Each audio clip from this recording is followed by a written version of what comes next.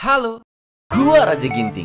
Gua adalah seorang tukang cukur yang berasal dari kota Medan dan sedang mengadu nasib di ibu kota. Cita-cita gua adalah menjadi seorang musisi yang handal, mempunyai banyak album, mempunyai banyak penggemar, dan bernyanyi di depan jutaan penonton. Wow, tapi gua sadar kalau untuk memenuhi kebutuhan hidup, gua harus tetap mencukur rambut.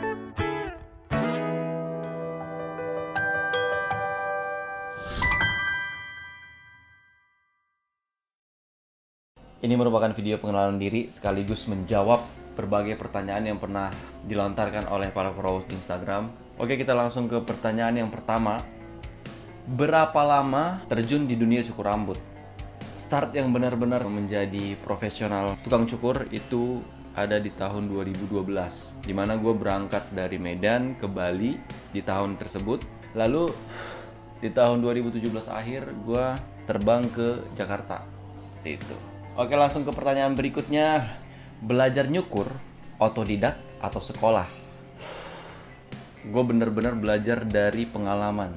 Jadi gue gak punya guru, gue gak punya sekolah. Gue belajar nyukur itu benar-benar berdasarkan kepala yang gue cukur setiap harinya. Jadi gini, di Bali itu para turis datang dan mereka cukur rambut nggak butuh yang namanya gaya-gayaan gitu, nggak butuh. Mereka cuma butuh fresh. Kebanyakan mereka datang cukur rambut itu botak atau sisa 1 atau 2 cm gitu mungkin.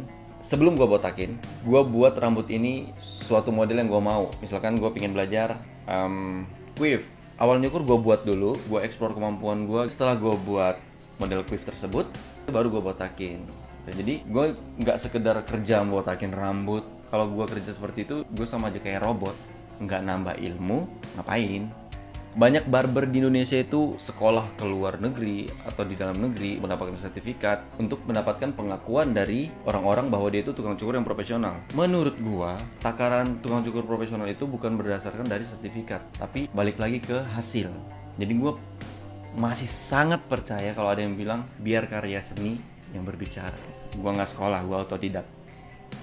Kita lanjut ke pertanyaan berikutnya. Siapa orang pertama yang kamu cukur? Aduh, gue lupa lagi namanya. Pertama kali gue bisa nyukur itu kayaknya teman sekolah gue dah. Nih, ini masih jadi masalah serius yang gue pikirin sampai sekarang nih. Kenapa di sekolah itu rambut gondrong itu sangat tidak disukai oleh guru? Padahal rambut gondrong itu nggak mempengaruhi kepintaran atau kebodohan seorang murid. Maksud gue kenapa sih gitu? Kenapa sih rambut panjang kalau udah ngelewatin telinga itu harus dipotong sama guru? Rambut bagian depan udah melewati hidung itu harus dipotong sama guru. Padahal kalau hanya untuk terlihat rapi itu cukup disisirin sampai rapi gitu. Nggak harus dipotong dengan brutal gitu loh. Nah kebetulan teman gue itu kena razia rambut atau sidak rambut. Rambut yang digunting itu udah terlalu pendek. Jadi mau nggak mau lu harus botak gitu. Kan nggak semua orang dong pede botak. Setelah dirazia gue pulang bareng nih kan, mukanya lesu, lemes gitu kayak. Gue mau nanya tapi gue takut dipukul gitu kan. Jadi gue tawarin kayak, bro mau nggak rambut lu gue benerin gitu. Emang bisa kata dia gitu. Sebenarnya nggak bisa, tapi nggak tahu kenapa saat itu gue punya kepikiran kayak rambutnya kalau dipotong kayak gini bisa dah gitu. Kayak kepikiran sendiri gitu, bakal bisa nyukur. Padahal nggak pernah nyukur sama sekali. Nah akhirnya gue ajak dia ke rumah gue ambil gunting kertas dan sisir yang setiap harinya gue bawa di kantong untuk sisiran gue sendiri gitu. Gue cukurin tuh, gue samain rambut yang dipotong sama guru sama rambut yang belum dipotong gitu. Gue samain pelan-pelan, lama-kelamaan gue bisa. Jadi yaitu orang yang pertama kali gue cukur dalam hidup gue itu adalah teman sekolah gue sendiri. Oke, kita lanjut ke pertanyaan yang berikutnya. Pernah nggak sih melakukan kesalahan di saat mencukur? Yang namanya manusia ya, bekerja di bidang apapun pasti pernah melakukan kesalahan. Yang gue ingat seumur hidup selama 8 tahun gue udah berada di dunia cukur, ada satu hal waktu gue tinggal di Bali itu lebih ke misunderstanding. Sewaktu gue ke Bali, gue belum menguasai yang namanya English, bahasa Inggris. Sementara di sana customernya 80% turis. Ketika gue kerja, gue belum tahu bertanya kayak mau cukur model apa gitu. Jadi gue punya katalog yang gue tunjukin ke customernya dan dia pilih gitu. Dan kebetulan customer gue ini bahasa Inggrisnya sama buruknya sama gue gitu, karena dia berasal dari Italia. dia nunjuk-nunjuk this one gitu kan. Oke, gue cukur nih rambut, gue cukur, berhasil nih, dan dia senang gitu, dia happy kan. Oh good gitu. Setelah itu dia nunjuk kumis bagian bawah bibir, gue nyebutnya takujeng. Kenapa takujeng? Karena tak kumis tak jenggot. Mindset yang ada di otak gue tuh cukur dong, habisin dong takujengnya gitu. Dan ternyata dia nggak bermaksud untuk menyuruh gue menghabiskan takujeng tersebut. Dia hanya minta itu dirapikan. Sementara gue udah ngabisin. Nah, saat gue habisin, istri dari customer gue teriak. Nangis bener-bener histeris dengan bahasa Itali yang gue nggak ngerti. Mungkin desperado, cappuccino, caramel macchiato, mungkin itu tuh. Dia marah-marah. Dia usir semua pelanggan yang udah ada di waiting list, yang udah ada di sofa gitu, dia usir. Yang diceritakan oleh kasir gue mungkin mengerti sedikit. Dia bilang katanya, jangan cukur di sini nggak bagus, di sini mereka nggak paham bahasa luar, jadi selalu misunderstanding, salah pengertian gitu kan. Bayangin, gue yang belum punya experience banyak di dunia cukur rambut, terus gue langsung merantau dari Medan ke Bali dengan modal seadanya, mental gue drop. Gue langsung kayak terdiam, dan akhirnya si kasir gue tuh membela, kamu nggak boleh kayak gini kalau di sini, saya penduduk asli Bali, kamu bisa aja saya laporkan meresahkan warga Bali kalau seperti ini gitu kan. Nah, dan akhirnya mereka pergi, dan sekitar sebulan kemudian dia balik, datang, dia minta maaf atas perlakuan istrinya, dan dia minta takujengnya dirapikan lagi, dibentuk dari awal lagi. Nah, jadi menurut gue itu bukan dibilang kesalahan. Iya sih, kesalahan gue sih, gue nggak belajar bahasa Inggris, gue juga nggak belajar bahasa Italia, karena Italia tuh sulit, aduh. Oke, kita langsung ke pertanyaan berikutnya, sebelum kalian muak mendengarkan cerita gue. Pernah nggak menyesal menggeluti profesi sebagai tukang cukur? Kalau dibilang menyesal sih sebenarnya. Enggak sih, nggak pernah menyesal sih. Menurut gue pekerjaan tukang cukur itu sama halnya dengan pekerja seni, berkarya juga gitu loh. Lo membuat sesuatu yang mungkin biasa aja atau tidak bagus menjadi kelihatan lebih enak dilihat atau lebih bagus. Untuk menyesal kayaknya nggak ada sih, nggak pernah menyesal sih. Malah gue punya cita-cita nih, gue pingin suatu hari ketika ada anak kecil, sewaktu ditanya orang tuanya, kamu kalau besar mau jadi apa? Pilihannya kan biasanya ada pilot, polisi, dokter, dan cita-cita gue itu pingin tukang cukur itu berada di salah satu antara list-list tersebut. Gue pingin kayak ada anak kecil ditanya, kamu kalau besar mau jadi apa? Aku mau jadi tukang cukur gitu. Ya balik lagi ke kalian malu atau enggak gitu. Kalau gue sih nggak malu. Gue malu itu kalau gue telanjang. Nah, langsung aja kita ke pertanyaan yang berikutnya.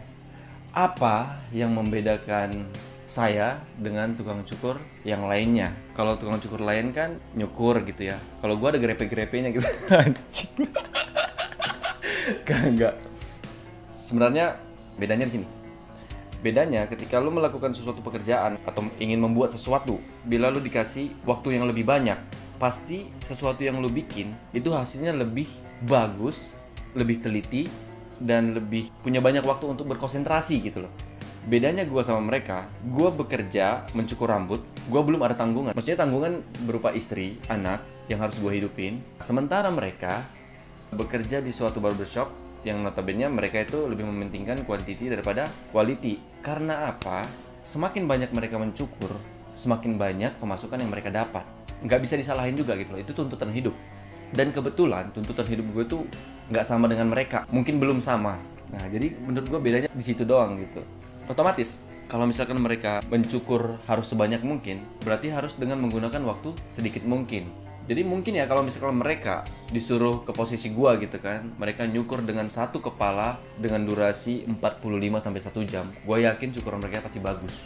Cukuran yang bagus atau enggaknya itu yang bisa menilai cuma antara sesama tukang cukur. Tapi cukuran yang cocok untuk kepala tersebut, itu yang bisa menilainya itu ya orang-orang terdekat mereka. Jadi kalau misalkan lu nyukur seseorang, terus one day next dia cukur rambut, dia bawa seseorang untuk dicukur lagi, berarti cukuran yang lo berikan ke orang tersebut sebelumnya itu cocok di kepala dia. Kalau misalnya dia nggak balik lagi, dia hilang, dia nggak ada kabar, ya lo kena ghosting.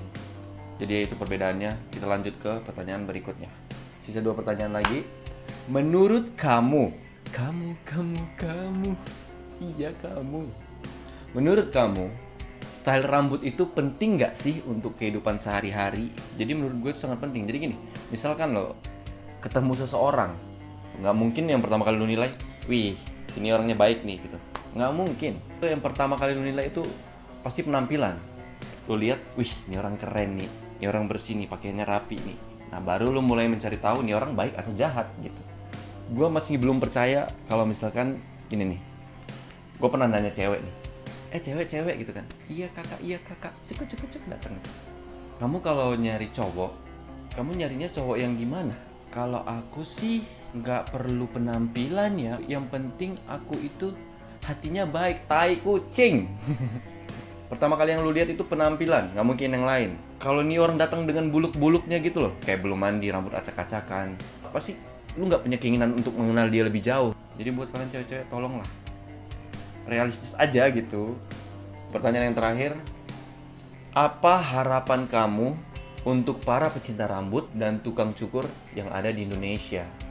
Sebelum gue jawab, sekali lagi gue mau kenalin, nama gue itu Raja Ginting. Gue itu berdomisili di Jakarta. Buat kalian yang pingin cukur rambut, boleh kunjungin Instagram gue, ada di @rajaginting30. Di situ banyak model-model rambut yang mungkin bisa jadi referensi kalian untuk cukur rambut dimanapun kalian mau cukur sih sebenarnya. Nggak mesti di gue juga gitu. Jangan lupa subscribe channel ini juga, karena gue main YouTube itu sebenarnya gue mau nyari duit gue. Tolonglah gitu. Jadi duitnya gue kumpulin, gue buka barber supaya kalian tuh bisa berbondong-bondong membawa keluarga, teman, kerabat, pacar, atau pacarnya pacar, teman pacarnya dari pacar, gimana sih anjing, untuk datang beramai-ramai ke barbershop gua gitu. Nggak mesti cukur rambut, atau bisa berkonsultasi gitu. Bang, gua sih cocoknya apa sih bang? Banyak lah, mungkin banyak pertanyaan yang pingin kalian tanyakan. Jadi gua pingin bangun suatu tempat yang menjadi wadah kalian untuk bertanya gitu. Dan kalian boleh main kapan aja kalian mau gitu. Oke, pertanyaan yang terakhir tadi, harapan gua gini untuk para pecinta rambut, berarti mewakili para customer gitu. Garis besarnya, customer itu kalau bisa jangan cuman kayak, oh ini waktunya potong rambut, gua datang ke tempat cukur rambut, sewaktu lo duduk, tukang cukur nanya, mau cukur apa bang? Nggak tahu, apa ya? Jangan sampai ada kata nggak tahu gitu loh. Maksudnya kalian tuh harus mengerti kondisi kepala kalian itu seperti apa, jenis rambut kalian itu seperti apa. Kalau kalian mengerti, itu kalian mau cukur di mana aja pun, itu kalian bisa mengarahkan.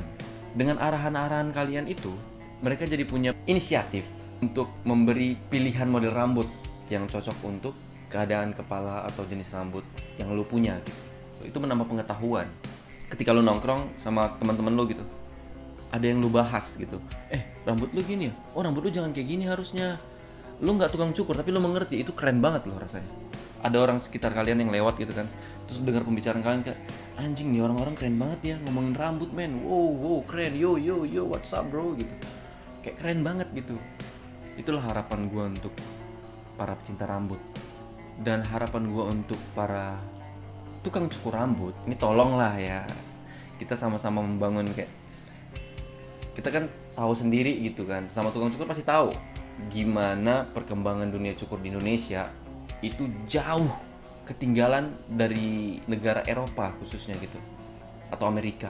Mereka customer-customernya aja udah pada pintar gitu, udah tahu mereka bakal mau nyukur apa, dan tukang cukurnya juga itu nggak malas untuk memberikan edukasi. Kebanyakan tukang cukur yang udah gue temuin, di saat mereka kerja, mereka tuh kayak duduk, terus nunggu customer datang, duduk nih kayak pikirannya kosong gitu, mulutnya kebuka, aku kosong gitu.